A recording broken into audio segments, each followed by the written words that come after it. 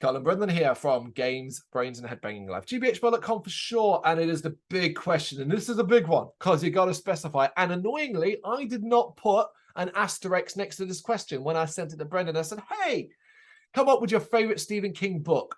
And then I realized today, oh, I should have said no Dark Towers. No books from the Dark Tower, obviously. Okay.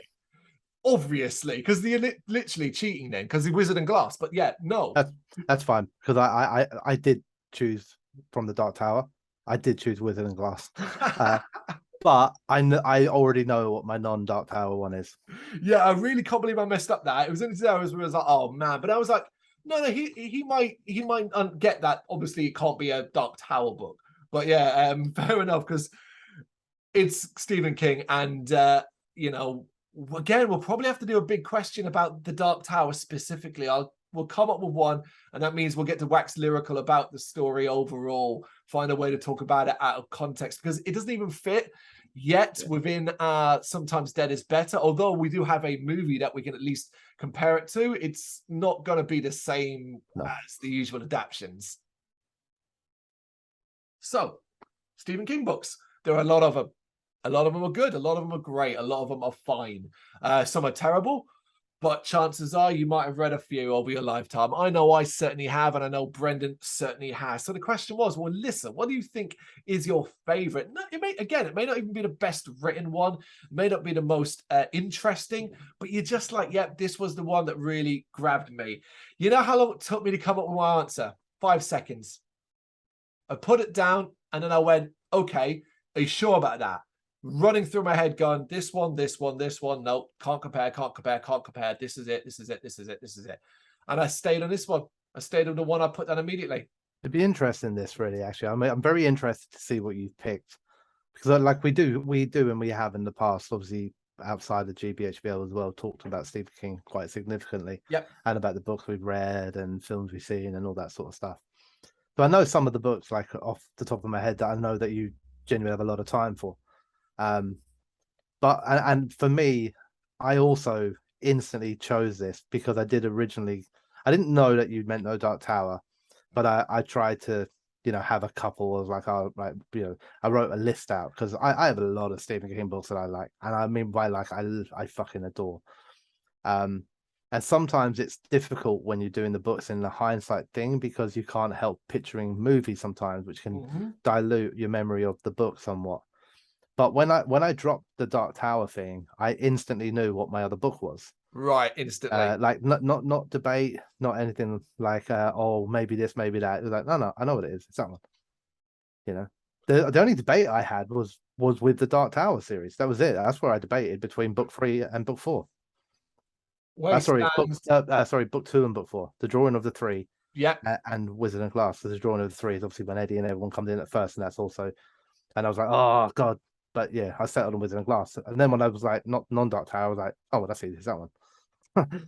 Yeah. And I ended up having to separate, eventually when I was trying to come up with a longer list, I was like, right, we'll separate what's you kind of out and out horror, and what's the one that maybe have a more depth to it. And then I was also trying to avoid. So I mean, I'll jump into some almost here before we get into the actual one. But I think one of my all-time favorite Stephen King books is Insomnia. But I love Insomnia for Dark Tower reasons, maybe more than a book on its own, if that makes sense. Well, it does make sense. If you know Insomnia, you know how tiny it is. Yeah, I mean, I get that. A lot of Stephen King's books are. I guess it's the difference between as well. Like, once you've read the Dark Tower series, a lot of Stephen King's books, you can't help but connect. Even if there are no connections, although there usually are, but even if there aren't, it's such a series that actually nothing else really matters now. Every book is a level on the tower, or it's a door. Everything is something, isn't it? And Insomnia obviously has probably some of the less subtle connections to the Dark Tower, right? It's not subtle, it's in your face, and actually you can go pick up the Dark Tower and go, oh, that's the bit where that happened, which I think is cool from a Dark Tower reference bit. It's, I mean, without giving away just yet, what my book is, the thing is, I can do that with a lot of books. The Stand is one of the heaviest Dark Tower reference books completely. Mhm. You know, it's a alternate version of the city of Lud, Captain Trips, and obviously it has the main dude in it, the walking dude Yep. himself, Randall Flagg. And The Stand is a phenomenal book, Mhm. like an absolutely phenomenal book. But it's not the one I chose. Clearly, yeah. You Clearly, yeah. know. Up, yeah.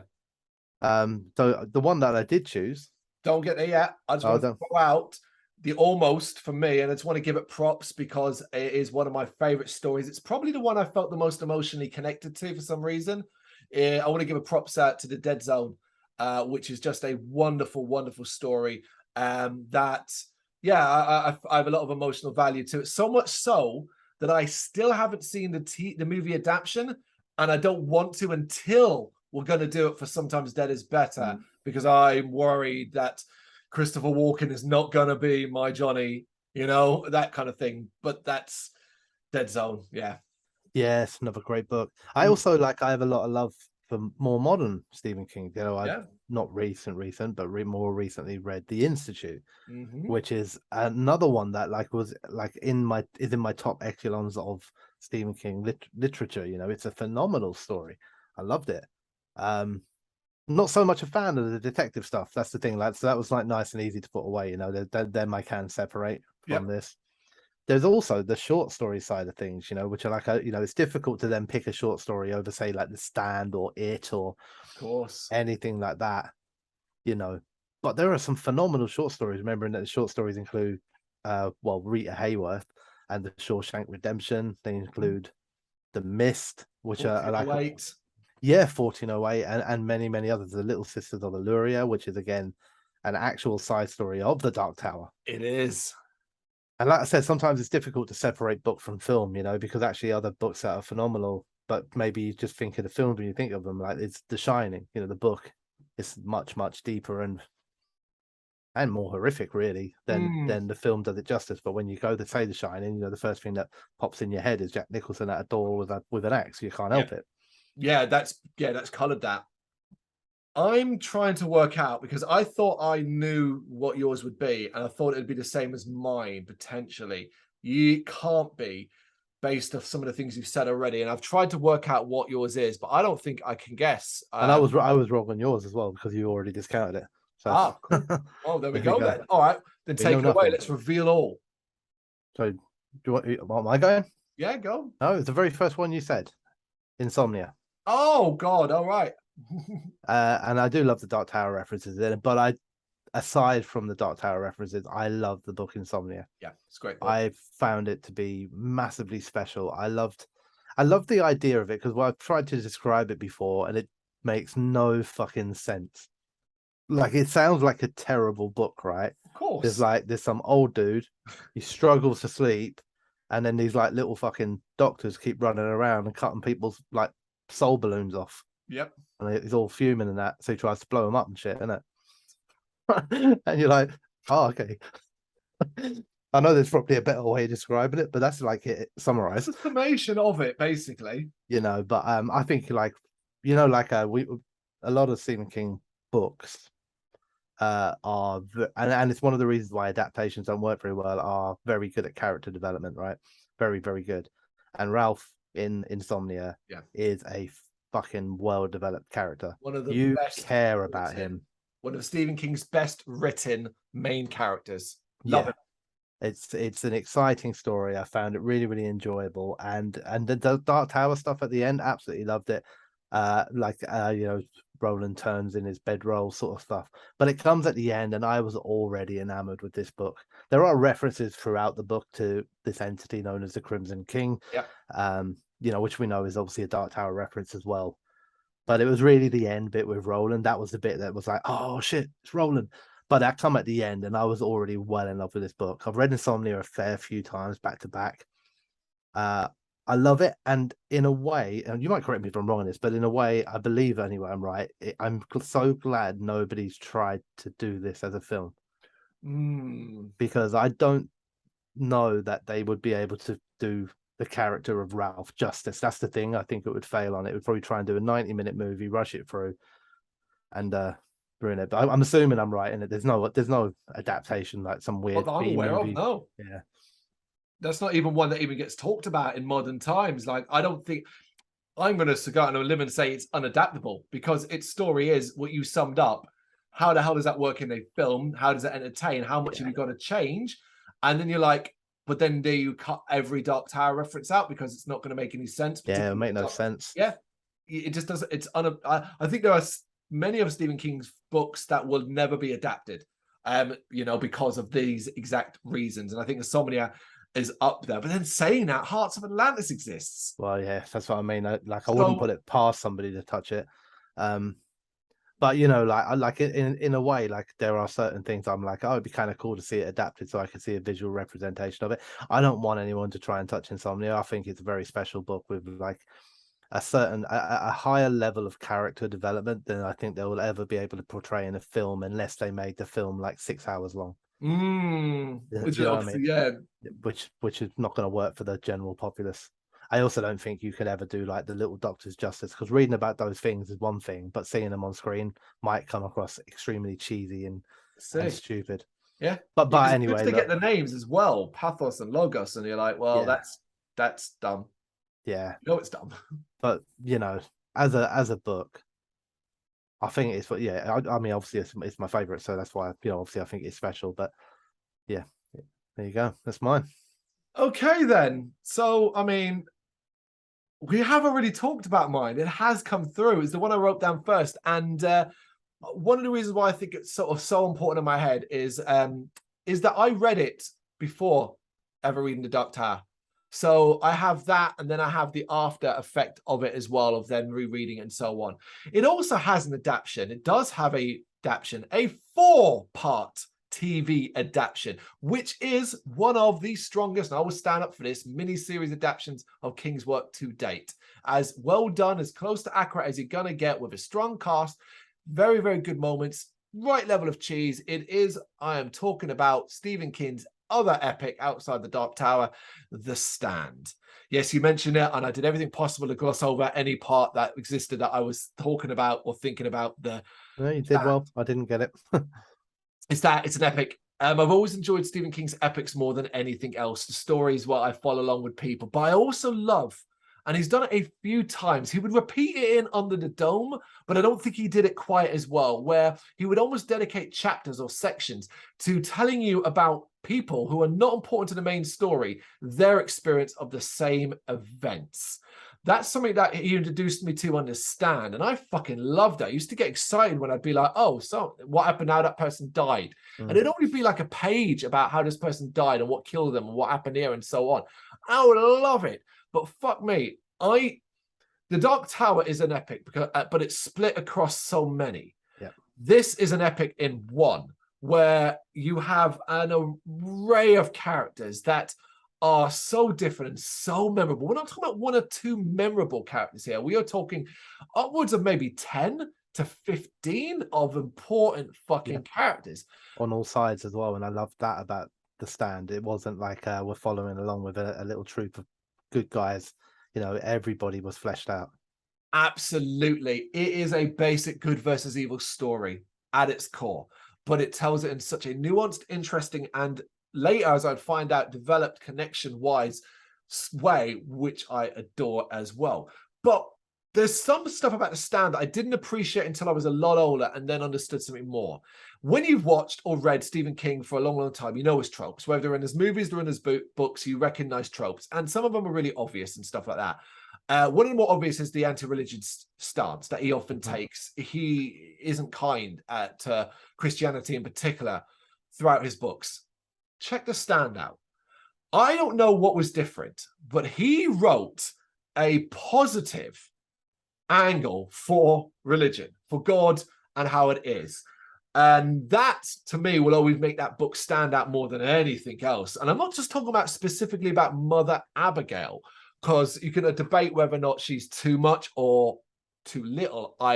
Or, you know, a MacGuffin, as it were. She's there for the ease of stuff. I'm talking about how it pans out as much as anything else, and the story that's told along the way. That ultimately, The Stand, a major part of it comes down to belief. And that's very, like I said, I didn't appreciate this for a very long time until I really understood it. And reading other people's opinions and going, wow, You're right. I understand what you're saying here, and that's fascinating. I'm always amazed. Put it this way: whenever I see a review, a video review of a respected reviewer that I like or whatever, who's talking about the stat, I always end up watching it because I'm always intrigued to see, because of the size of it and because it's so big. It's not a book I'll go back to often. It's been many years since I've read it. Yeah. I'm always intrigued to see what they're thinking and how much it connects up to what I've thought at the time, or if they will say something, I'm like, that's, you got a really, really good thing like from that. And I didn't realize it before, and I'll take that and I'll use it in my own knowledge now because I get it and I feel like it works really, really well. That's the Stand. Inevitably, I can't help as well, like I said, already said, that this has a TV miniseries that I think is really fucking good overall. I really always remember enjoying it. I remember it quite vividly, especially when I compare it to the other miniseries, Tommyknockers, and these are ones I do not like for whatever reasons.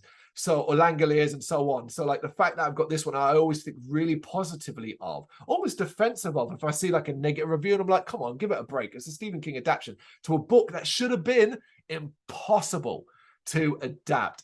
Haven't seen the TV series that came out last year or the year before, but from what I've heard, and you're one of them, it's not worth my time. No, I think you're better off in a state of almost ignorance about it and having that good memory of it. In a way, it tarnishes the memory of adaptations of The Stand by the fact that they didn't just leave it and then came along and were like, oh, we can do a different take on it, completely different to the original. Like, well, why? It's good. It's The Stand. It really is. I think I've said everything I can possibly say there. I'd imagine it would be close to your top ones. Yeah, anyway. Definitely. It's a phenomenal book. I also loved exactly the thing that you were talking about there, that passage of the book, which is a pretty significant passage of, like you said, a page of, hey, here's Johnny, this is what happened to him today, and then he died, and then the next one, because it gave this like sense of wider, that this is bigger than a centralized, localized sort of thing where we're following these 15 or 20 characters, as some make it, some don't, on all sides. But Stan's also got probably like one of my favorite characters of all Stephen King's people in it, and that is the Trash Can Man. Oh, right, yeah. Who has a character who almost runs like a separate story alongside everybody else for large parts of the book, but is just such an amazing character. And then, like you said, again, I also believe I read and definitely saw The Stand before I'd read anything Dark Tower. And I have watched it again since, like, after reading The Dark Tower, and I have read it again after reading The Dark Tower. And that just adds like another level to it. But even if that Dark Tower had never existed, The Stand would still be extremely special. It doesn't need the Dark Tower to make it special. It's widely regarded by a lot of people, I would imagine, as like his greatest work ever, and I think for good reason. I agree. I don't think I'm saying anything that isn't preaching to the choir, not just you, but the majority probably of Stephen King fans. I'd be very surprised if you met a person who said, no, I hate it, and this is why. That would be fascinating, because of the epics he's done, this is up there amongst his strongest writing overall, during that period. Particularly when I contrast it, I was comparing it because you don't just think of volume, and I'm comparing it to some of the other shorter ones that I like and elements like that. And I still kept coming back to the epics. I was like, oh, we haven't mentioned. I was like, give Salem's Lot a shout. But I'm like, is that because you have a Dark Tower connection more now than you did previously? Is that why you really like Salem's Lot? Yeah, maybe that does make a difference. I do think, I'm the same with King, but I think I'm the same with most books. I'm all happy to read like a short book. I got no issues with that, and I get great enjoyment out of novels and novellas and all those little variables and variations on the term that now exist. Yeah.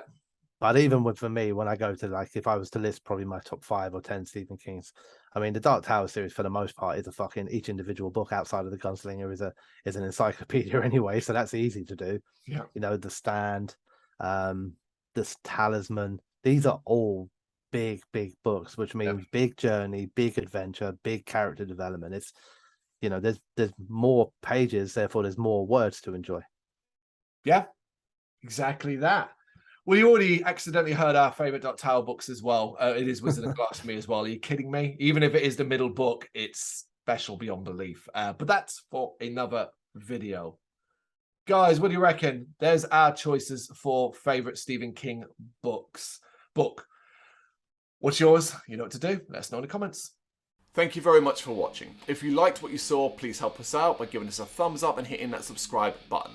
If you really liked what you saw, consider donating to keep the website and channel running by buying us a coffee via our coffee page or picking up some merch from our Big Cartel store. You can check us out on gbhbl.com as well as via our social media, Facebook, Instagram and Twitter, as well as listen to our interviews via SoundCloud, Apple Music and Spotify. Just search for GBHBL. Games, horror and heavy metal. What else is life for?